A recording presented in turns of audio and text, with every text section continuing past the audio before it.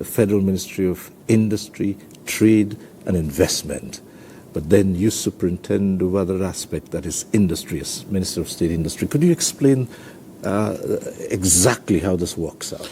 Okay, I mean, thanks, Siri. Rather than being confusing, I think that in itself, what it depicts is the size of the ministry in terms of, I mean, you're talking about industry, of trade and investment.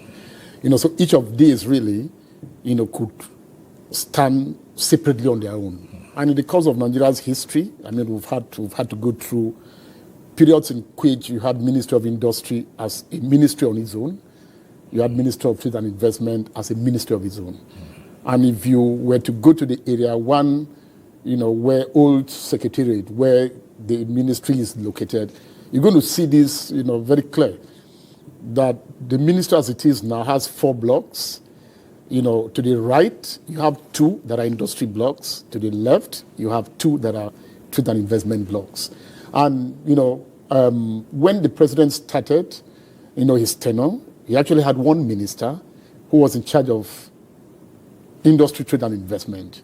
But again, I think that, and I've said it here and there, it has largely to do with the hallmark of President Tinubu's leadership. I mean, after a year plus, I think that there was a consideration that the large size of that ministry was such that it needed more than 1 minister. And I think that was also because a lot of the times with industry, trade and investment, the tendency to have a focus on one of those mandates, to the exclusion of the other, is always very high. So when Mr. President rejigged his cabinet, I was moved from Ministry of Sports Development as minister to a Minister of State in the Ministry of Industry, Trade and Investment, and given the mandate for industry, which is why you also find out that, I mean, in this intro, it said that the Minister of State for Industry in the Ministry of Industry, Trade and Investment.